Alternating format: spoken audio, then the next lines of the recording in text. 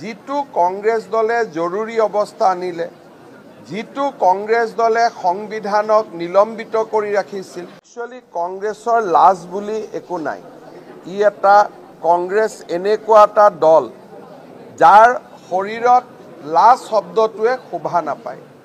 যিটো কংগ্ৰেছ দলে জৰুৰী অৱস্থা আনিলে, যিটো কংগ্ৰেছ দলে সংবিধানক নিলম্বিত কৰি ৰাখিছিল, যিটো কংগ্ৰেছ দলে গণতন্ত্ৰক ভৰিৰে মোহাৰি হত্যা কৰিছিল, সেই কংগ্ৰেছ দলে সংবিধানক লৈ সমদল কৰাটোৱে এইটোৱে বুজায় যে কংগ্ৰেছ আৰু কংগ্ৰেছীয়ে লাজৰ প্ৰতিভাষা কি বা লাজ বুলিলেনো কি বুজায় তাক নুবুজায় আৰু তেওঁলোকক নিলজ্জ বুলি ক'লেও অত্যুক্তি কৰা নহ'ব। এনেকুৱা এটা দল যাৰ শৰীৰত লাজ শব্দটোৱে শোভা নাপায়।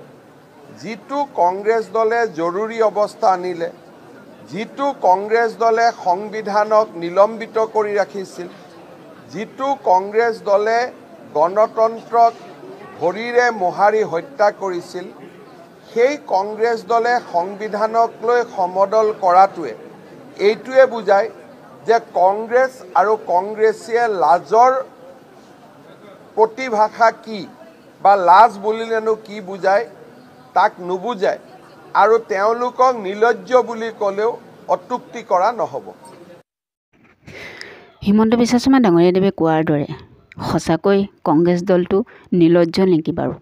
লাজ নাইকিয়া দল নেকি বাৰু? ইমানবোৰ হোৱা স্বত্তেও তেওঁলোকে হাৰ মানিব খোজা নাই।